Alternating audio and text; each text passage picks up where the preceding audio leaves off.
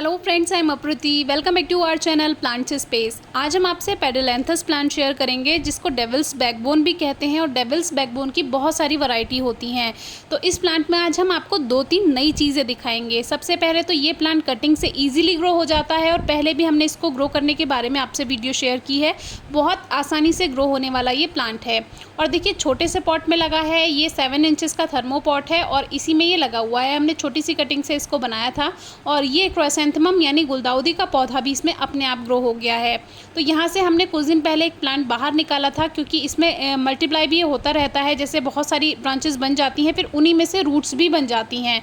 तो इस तरह से आप इसके नए पौधे तैयार कर सकते हैं रूट्स के साथ भी या कटिंग से भी। आज मुझे इस प्लांट में एक नई चीज़ देखने के लिए मिली तो आपसे भी शेयर करने का सोचा। बहुत से लोग सोचते हैं कि ये हार्डवुड प्लांट नहीं है। पहले मुझे भी यही लगता था। पहले मैं सोचती थी कि इसमें लेटेक्स होता है, तो आपने देखा होगा जब इसकी टहनी आप तोड़ेंगे उसमें हल्का सा आपको मिल्क जैसा दिखाई देगा, जैसे दूध होता है बिल्कुल वैसा ही, लेकिन वो लेटेक्स होता है और इन जैसे प्लांट्स की जो भी वैरायटी है उसमें आपको देखने के लिए मिल जाएगा। तो ऐसा लगता था कि जैसे अंदर से ये सॉफ्ट होगा, लेकिन ऐसा नहीं है, इसके अंदर हार्डवुड होती है। तो वो आज मैंने देखा इस प्लांट में, पहली बार नोटिस किया है। तो इसमें कभी कभी क्या होता है कि जो शाखाएं होती हैं, जो इसकी ब्रांचेस होती हैं, वो अपने आप सूखने लगती हैं। तो इसमें भी हमें इसकी एक ब्रांच ऐसी दिखाई दी जो ड्राई होने लगी थी अपने आप, लेकिन ऊपर की तरफ से उसमें हरापन था। नीचे की तरफ से आप देखेंगे जो इसका अपर कवर था, जो ऊपर की लेयर थी, वो हट चुकी है और अंदर से इसमें लकड़ी जैसी निकली है। और लकड़ी खोखली भी नहीं है, अंदर से पूरी भरी हुई लकड़ी है, एक तरह से हार्डवुड है ये। और इसको तोड़ने के बाद भी बिल्कुल लकड़ी जैसी ही आपको आवाज़ होगी। और जो ऊपर की तरफ इसका ग्रीन पोर्शन थोड़ा सा रह गया था, जो गल नहीं पाया होगा, तो वो हल्का हल्का अभी श्रिंक होने लगा है। धीरे धीरे वो भी बेकार हो जाता, क्योंकि इसमें आप देख सकते हैं झुर्रियाँ जैसी पड़ गई हैं, यानी कि नीचे से इसको पोषण मिलना बंद हो गया टहनी में से, तो ऊपर अब ये धीरे धीरे सूखकर बेकार हो ही जाएगा। तो इसमें मुझे ये चीज़ पहली बार देखने के लिए मिली कि इसमें हार्डवुड भी होती है और खोखली हार्डवुड नहीं है ये पूरी भरी हुई जैसे एक कोई टहनी होती है सूखी हुई, बिल्कुल वैसी ही ये है।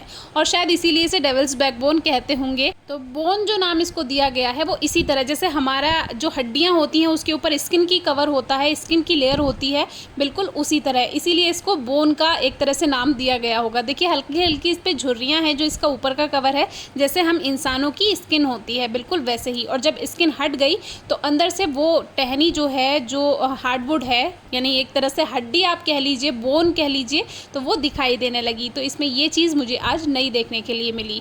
तो इसको भी ठीक किया जा सकता है, कट करके ग्रीन पोर्शन आप ग्रो कर देंगे तो वो ग्रो हो जाएगा।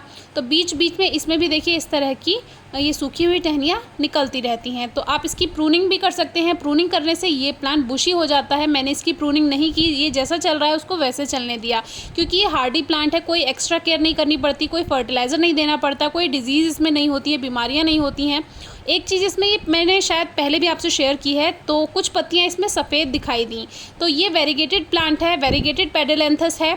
वेरीगेटेड का मतलब होता है जिन पत्तियों में क्लोरोफिल की कमी होती है, या जो प्लांट्स क्लोरोफिल प्रोड्यूस नहीं करते हैं, क्योंकि क्लोरोफिल की वजह से ही पौधों में हरापन आता है। आपने बचपन में विज्ञान में यानी साइंस में पढ़ा ही होगा। लेकिन कुछ पौधों में, कुछ प्लांट्स में वेरीगेशन होता है। वेरीगेटेड लीव्स वाले प्लांट जो होते हैं उसमें क्लोरोफिल की कमी होती है, जिसी की वजह से इसमें ये वेरीगेशन आता है। तो इसमें कभी कभी ज़्यादा म्यूटेशन हो जाता है, तो कुछ पत्तियाँ सफ़ेद हो जाती हैं, तो ये नॉर्मल है, इसमें परेशानी की कोई बात नहीं है।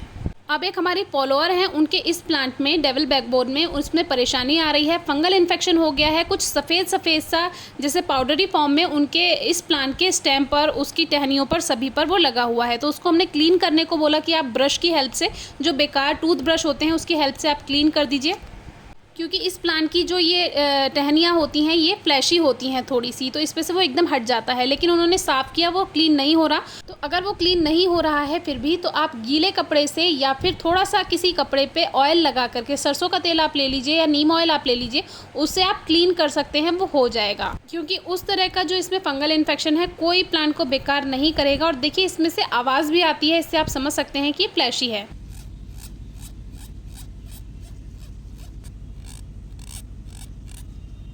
कोई ब्रांच ज़्यादा ही इन्फेक्टेड है उसे आप कट कर सकते हैं, बाकी इसमें इन्फेक्शन का कोई परेशानी नहीं आती है। इन्फेक्शन से इस प्लांट पे ज़्यादा कोई इफेक्ट पड़ता भी नहीं है। तो उस तरह से आप क्लीन कर सकते हैं। और अगर पत्तियों में इन्फेक्शन है, पत्तियां कट कर दीजिए। इसमें 15 दिन के अंदर अंदर नई पत्तियां फिर से आ जाती हैं। फिर भी कोई क्वेरी हो तो पूछेगा। Thank you.